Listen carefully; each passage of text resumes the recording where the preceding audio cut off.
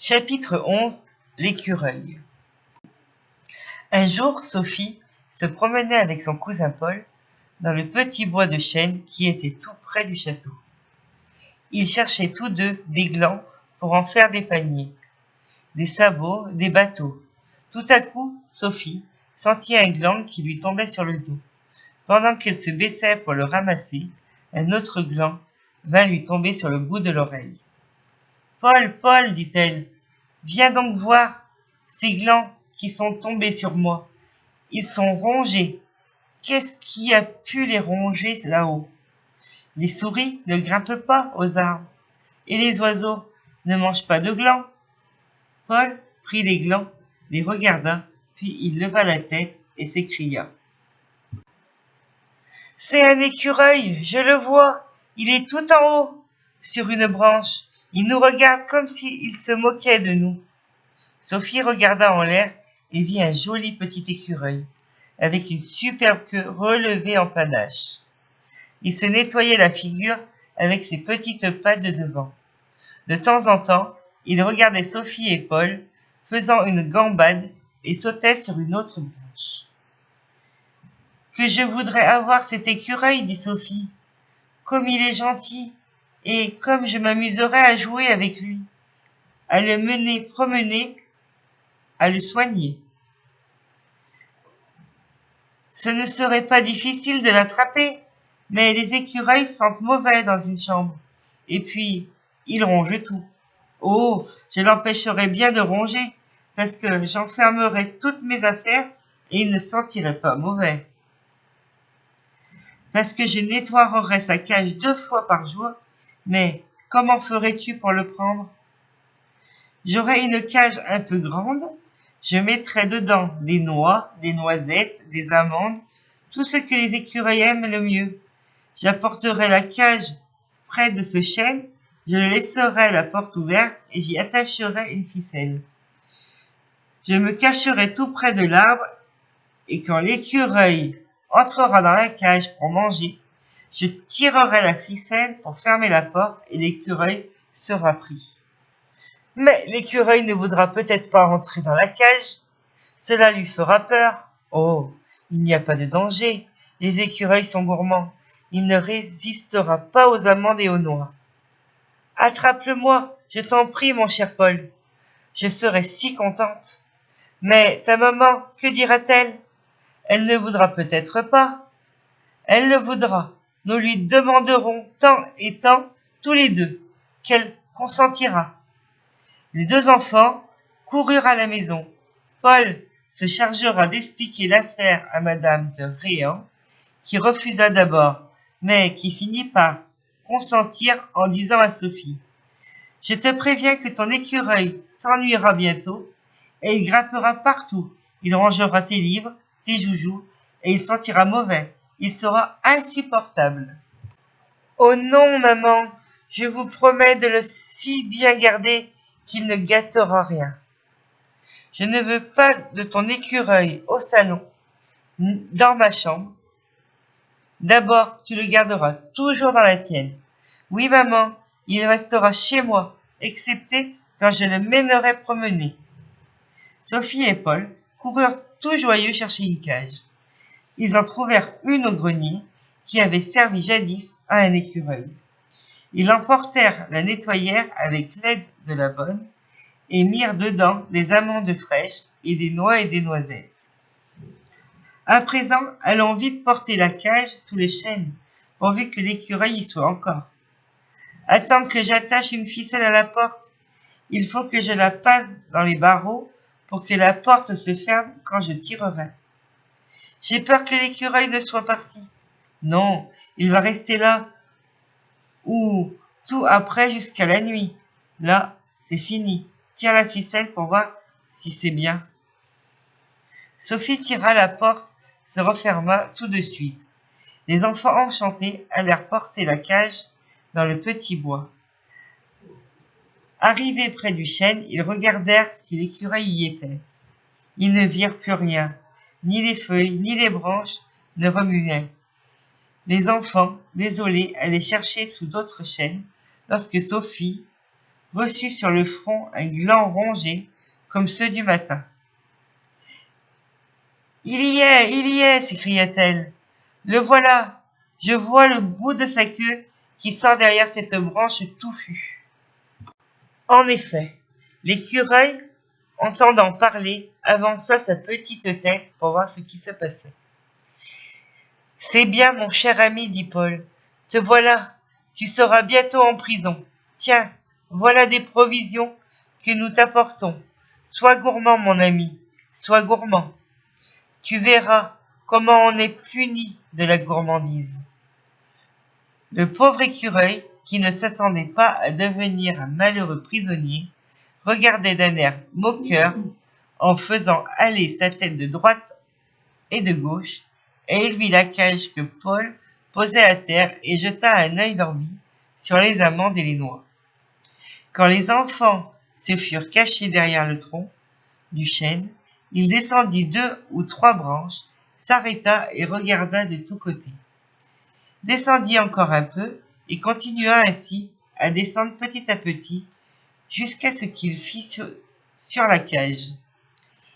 Il passa une patte à travers les barreaux, puis l'autre, mais comme il ne pouvait rien attraper et que les amandes lui paraissaient de plus en plus appétissantes, il chercha les moyens d'entrer dans la cage et il ne fut pas longtemps à trouver la porte. Il s'arrêta à l'entrée, regarda la ficelle d'un air méfiant, allongea encore une petite pour atteindre les amandes ou les noix, mais, ne pouvant y arriver, il se hasarda enfin à entrer dans la cage. À peine y fut-il que les enfants, qui regardaient du coin de l'œil et qui avaient suivi avec un battement de cœur les mouvements de l'écureuil, tirèrent la ficelle et l'écureuil fut pris. La frayeur lui fit jeter l'amande qu'il commençait à grignoter, et il se mit à tourner autour de la cage pour s'échapper. Hélas, le pauvre animal devait payer cher sa gourmandise et rester prisonnier. Les enfants se précipitèrent sur la cage. Paul ferma soigneusement la porte et emporta la cage dans la chambre de Sophie. Elle courait en avant et appela sa bonne d'un air triomphant pour lui faire voir son nouvel ami. La bonne ne fut pas contente de ce petit élève. « Que ferons-nous de cet animal » dit-elle. « Il va nous mordre et nous faire un bruit insupportable. Quelle idée avez-vous eue, Sophie, de nous embarrasser de cette vilaine bête ? » D'abord, ma bonne, elle n'est pas vilaine. L'écureuil est très joli. Ensuite, il ne fera pas de bruit du tout et il ne nous mordra pas, c'est moi qui le soignerai. En vérité, je plains le pauvre animal. Vous le laisserez bientôt mourir de faim. Mourir de faim? Certainement non. Je lui donnerai des noisettes, des amandes, du pain, du sucre et du vin. Voilà un écureuil qui sera bien nourri. Le sucre lui gâtera les dents et le vin l'énivrera. Ah ah ah, un écureuil ivre, ça serait bien drôle. Pas du tout, monsieur. Mon écureuil ne sera pas ivre, il sera très raisonnable. Nous verrons cela. Je vais d'abord lui apporter du foin pour qu'il puisse se coucher. Il a l'air tout effaré. Je ne crois pas qu'il soit content de s'être laissé prendre. Je vais le caresser pour l'habituer à moi et pour lui faire voir qu'on ne lui fera pas de mal. Sophie passa sa main dans la cage, l'écureuil effrayé se sauva dans un coin. Sophie allongea la main pour le saisir. Au moment où elle allait le prendre, l'écureuil lui mordit les doigts. Sophie se mit à crier et retira promptement sa main pleine de sang. La porte restant ouverte, l'écureuil se précipita hors de sa cage et se mit à courir dans la chambre. La bonne et Paul coururent après, mais quand ils croyaient l'avoir attrapé, l'écureuil faisait un saut et s'échappait et continuait à galoper dans la chambre. Sophie, oubliant son doigt qui saignait, voulut les aider. Ils continuèrent leur chasse pendant une demi-heure, l'écureuil commença à être fatigué et allait être pris. Lorsqu'il aperçut la fenêtre qui était restée ouverte, aussitôt, il s'élança dessus, grimpa le long du mur, en dehors de la fenêtre, et se trouva sur le toit. Sophie, Paul et la bonne descendirent au jardin en courant, levant la tête, et aperçurent l'écureuil perché sur le toit, à moitié mort de fatigue et de peur. « Que faire, ma bonne, que faire » s'écria Sophie. « Il faut le laisser, dit la bonne. Vous voyez bien qu'il vous a déjà mordu. »« C'est parce qu'il ne me connaît pas encore, ma bonne, mais quand il verra que je lui donne à manger, il m'aimera. Je crois qu'il ne t'aimera jamais, parce qu'il est trop vieux pour s'habituer à rester enfermé. Il aurait fallu en avoir un tout jeune. Oh, Paul, jette-lui des balles, je t'en prie, pour les faire descendre. Nous le rattraperons et nous le renfermerons. Je veux bien, mais je ne crois pas qu'il veuille descendre. » Et voilà Paul qui va chercher un gros ballon et qui le lance si adroitement qu'il attrape l'écureuil à la tête. Le ballon descend en roulant, et après lui, le pauvre écureuil, tous deux tombent à terre. Le ballon bondit et rebondit, mais l'écureuil se brise en touchant la terre et reste mort. La tête ensanglantée, les reins et les pattes cassées, Sophie et Paul courent pour le ramasser et restent stupéfaits devant le pauvre animal mort. « Méchant, Paul, dit Sophie, tu as fait mourir mon écureuil. C'est ta faute. Pourquoi as-tu voulu que je te fisse descendre en lui lançant des balles? Il fallait seulement lui faire peur et non le tuer. Mais je n'ai pas voulu le tuer. Le ballon l'a attrapé. Je ne croyais pas être si adroit. Tu n'as pas adroit. Tu es méchant. Va-t'en. Je ne t'aime plus du tout. Et moi, je te déteste. Tu es plus sotte que l'écureuil. Je suis enchantée de t'avoir empêché de le tourmenter. Vous êtes un mauvais garçon, monsieur. Je ne jouerai jamais avec vous. Je ne vous demanderai jamais rien. Tant mieux, mademoiselle. Je ne serai que plus tranquille. Et je n'aurai plus à me creuser la tête pour vous aider et à faire des sottises.